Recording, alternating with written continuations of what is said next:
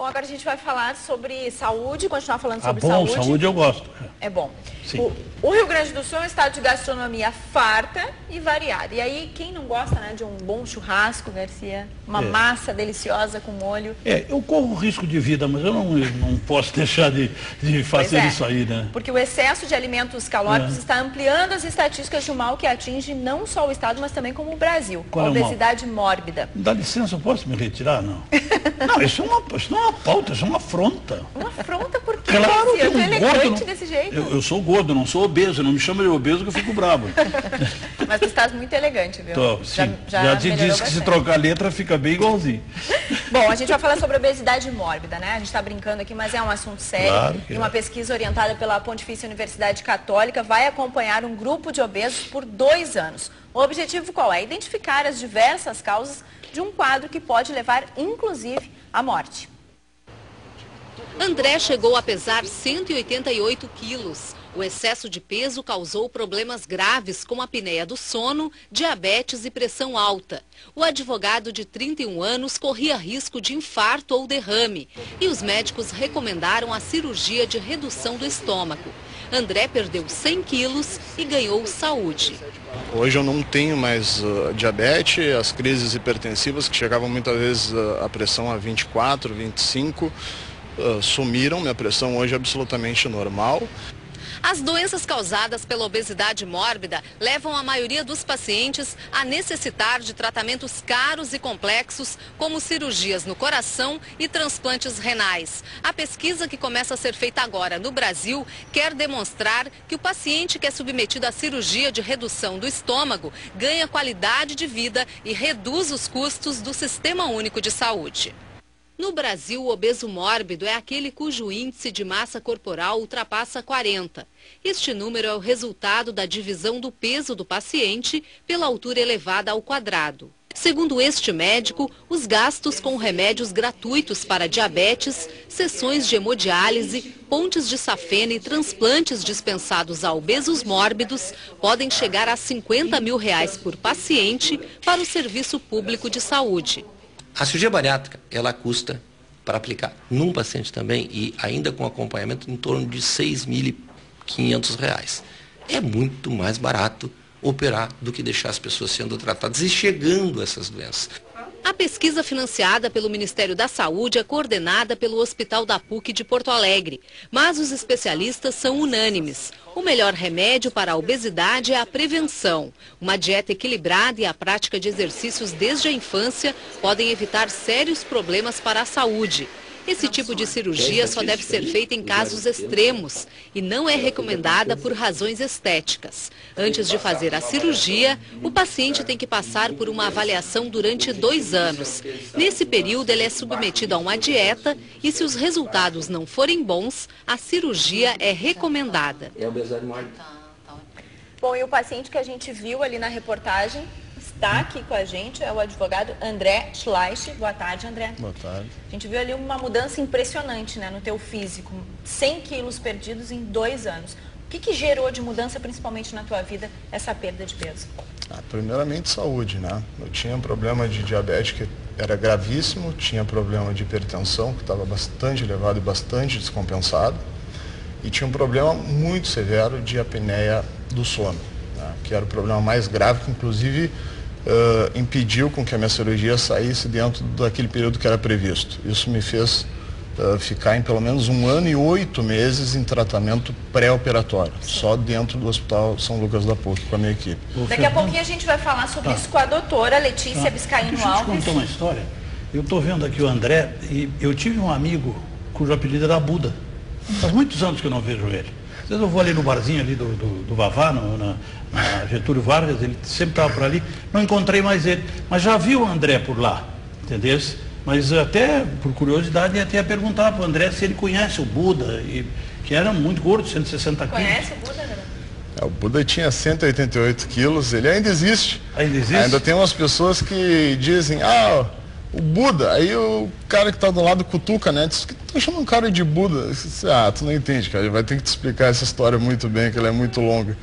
Olha só, o pessoal está querendo ver as imagens de antes da tua cirurgia, André. Então a gente vai rodar ali as imagens para ver como que tu eras. antes. E eu te Não, confesso... mas peraí, esse aí é o Buda. Ah, mas é o Buda, rapaz. De Deus, eu não ia achar ele nunca. Sabe, André, que quando a gente fez essa reportagem aqui, a gente olhando ali as mudanças, é outra pessoa. Todos ficaram impressionados, é outra pessoa, não é o mesmo André. E realmente não é o mesmo André. É uma mudança muito significativa, né? A vida muda não só nos aspectos da saúde, mas muda também na questão da alimentação, né? Mas especialmente da forma como as pessoas te enxergam ou que tu passa a enxergar as pessoas, a economia em respeito de na época, alimentação. para arrumar uma namorada era uma luta. Pois é, as coisas evoluem, né? Bom, a doutora Letícia Biscaíno Alves daqui a pouquinho vai falar pra gente sobre essa cirurgia, né? Tudo que envolve, né? Que não é simplesmente chegar e operar, tem toda aquela preparação ali que o André já tinha falado. Doutora Letícia, ficar muito tempo sentado, não fazer exercício, não cuidar da alimentação, isso tudo influencia para se tornar um obeso mórbido ou é muito além disso, é uma coisa bem mais complexa? Contribui com certeza, porque a obesidade mórbida, ela é uma doença multifatorial, ou seja, são vários fatores que vão levar a paciente a virar obeso mórbido. O sedentarismo, como tu falasses, é um fator muito importante, é um dos fatores fundamentais para o desenvolvimento da obesidade. Há uma predisposição genética no paciente, combinando com os hábitos alimentares, os nossos hábitos alimentares têm uma comida muito rica em caloria, a cultura principalmente aqui do Rio Grande do Sul, descendência italiana, alemã, que também tem um hábito muito grande de alimentação farta. E até mesmo as reuniões, né? As reuniões sociais são todas em voltas de comida, as pessoas vão se reunir em volta de comida. A comida reúne as pessoas, né? E é tão bom reunir as pessoas para um jantar. Antes de perguntar uma outra questão, mas não houve uma mudança de hábito do brasileiro e do gaúcho? Por exemplo, nós tínhamos um prato meridional, né? Se comia e não se engordava tanto. O que houve na mudança do hábito? Americanizou os fast food, essas coisas todas? Na verdade, foi no Brasil inteiro. Sim. E até chegar no Rio Grande do Sul. A quantidade de comida fast food, a quantidade calórica dos alimentos e a falta de tempo das pessoas em realmente cozinhar e fazer uma comida adequada, um preparo, realmente contribuiu bastante para o aumento da obesidade. Aumentando muito mais, principalmente nas mulheres. As mulheres estão ficando muito mais obesas. Não olha pra mim. O André, eu não estou olhando para ti de jeito nenhum. Eu estou olhando para ti porque eu gosto de ti. Tá bem. O Garcia. Mas antes do André, me permita, Fernanda, qual é a equação da obesidade mórbida? Pois é, porque o André tinha 188 quilos, né? E a altura? O auge, 1,84. 1,84. Peso sobre altura, como é que é? Eu divido o peso pelo quadrado da altura. A gente pega a altura dele, vai fazer o quadrado da altura e divide o peso pelo quadrado da altura, vai ter um índice de massa corporal, que é o IMC. Se considera o obeso mórbido, os obesos mais graves, os obesos que têm acima de 40, só por peso absoluto, ou os pacientes que têm obesidade, têm mais de 35 de índice de massa e têm outras doenças associadas com obesidade. Por exemplo, diabetes, hipertensão, dislipidemia, essas pessoas já são consideradas obesos graves ou mórbidos. A Ana daqui de Porto Alegre pergunta aqui pelo e-mail, boatarde@band.com.br, você também pode participar. A Ana pergunta o seguinte, ela tem 35 anos e nunca teve tendência para engordar. Ela quer saber se de uma hora para outra pode acontecer de ela desenvolver a obesidade mórbida. Bem difícil. Vai depender dos hábitos dela. A pessoa, com o passar do tempo, se ela não tiver uma genética predisponente à obesidade, ela vai gastando menos energia, isso é natural para todos nós, pelo nosso metabolismo. Se isso for acrescido, ela diminui a atividade dela, atividade diária, mais atividade física, e aumentar a ingesta calórica, ela pode ir aumentando de peso e, quem sabe, até chegar à obesidade mórbida, mas ela vai ter bastante tempo para isso, então ela pode frear esse desenvolvimento. Essa cirurgia, ela só pode ser feita para quem chegou que nem o André, 180 ou não? Não. Na verdade, a gente tem que ver qual o obeso, assim, vamos falar só de peso, sem considerar o resto. O obeso que tem índice de massa acima de 40, ou o obeso que tem acima de 35 com essas outras doenças associadas, exemplo, diabetes, hipertensão. E o diabetes é uma situação um pouco diferente, porque tem uma indicação por cirurgia metabólica, e daí o índice de massa, a gente vai baixar esse índice de massa pensando em fazer cirurgia, mas isso é uma outra E quanto conversa. tempo hoje o paciente espera na fila do SUS para fazer a cirurgia pelo Sistema Único de Saúde? A gente conhece, você conhecemos uma pessoa que já está há 3 anos esperando. É o tempo médio? É mais? É que daí varia de serviço a serviço e varia muito com a chegada do paciente até a instituição. Quando o paciente chega até a instituição, existe por exemplo, a nossa instituição, o COM. Quando eles chegam lá no hospital, na PUC, eles têm todo o processo, que o André é o exemplo clássico, porque é o nosso paciente, um processo para ele seguir, os exames que ele tem que fazer, a preparação pré-operatória, a avaliação clínica. O André ficou na avaliação clínica, ele ficou muito tempo, 1 ano e 8 meses, só na preparação clínica. Tem outros pacientes não, outros pacientes que conseguem fazer os exames mais perto, que as doenças deles estão controladas e que não tem nenhuma contraindicação para fazer cirurgia. Mas até começar esse processo, quanto tempo se espera para começar o até processo? entrar no hospital, isso é via Secretaria da Saúde. Mas a senhora tem uma ideia do tempo, Entre né? 2 a 5 anos os pacientes demoram nessa fila. É bastante André, tempo. Eu É muito gostaria tempo, de dar 5 anos minha com uma experiência pessoa. pessoal, porque eu fui paciente operado pelo SUS. Né? Eu esperei 5 anos na fila de espera do SUS e eu fui chamado graças a uma desistência de uma outra paciente. Né? Então foram 5 anos de espera. Primeiro, o paciente deve procurar o posto de saúde da sua região, faz uma consulta com um clínico. Depois dessa consulta com o clínico, você é encaminhado para um endocrinologista e o endócrino vai fazer a avaliação se seria o caso de propensão à cirurgia da obesidade ou não. A partir daí é que se entra naquela dolorosa fila de espera. Né? No meu caso, essa fila chegou a 5 anos. Então, eu tive 5 anos de espera no pré-operatório pelo SUS e mais 1 ano e 8 meses em tratamento Foi pré-operatório. emagrecendo esse período, André? Como eu tive o problema da apneia do sono, que ele era muito grave, né? Eu fui atendido pelo Dr. Marcelo Tadai, que é o pneumologista do COM. A gente, em razão disso, eu teria que usar um aparelho que chama CPAP, é um aparelho respirador. Você tem que dormir durante a noite e é uma coisa bastante delicada, pavorosa. Eu, por exemplo, não me adaptava com esse aparelho. E na época, como a minha noiva, ela operou, né?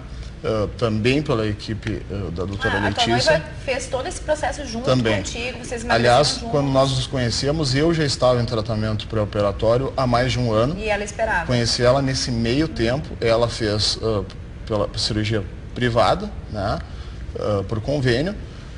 E como ela operou antes de mim, eu aproveitei esse embalo e acabei começando a fazer uma perda de peso preliminar na cirurgia.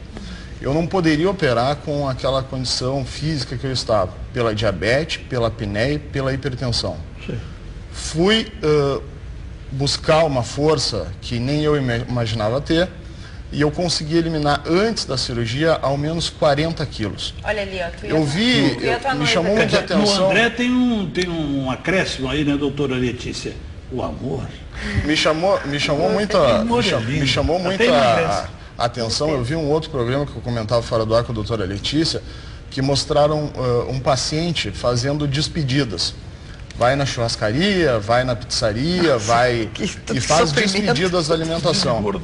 E essa é uma das coisas que não são recomendadas. Eu procurei 4 ou 5 meses antes preparar o meu organismo da melhor maneira possível, da melhor forma possível, para chegar na cirurgia, para não tomar aquele baque. Falava com a doutora Letícia, a meu ver, particularmente, eu entendo que o sucesso da cirurgia é 30% da operação em si e 70% alimentação, atividade física e comprometimento do paciente. Por que não fala o amor, cara? Tá O amor, escondendo o amor agora? Um beijo para minha noiva Janaína, deve estar me vendo. Então, Janaína. André, olha só, a gente tem 1 minutinho para terminar esse assunto aqui. Eu agradeço a presença da doutora Letícia Biscaíno Alves, responsável pela cirurgia, que nos trouxe alguns detalhes.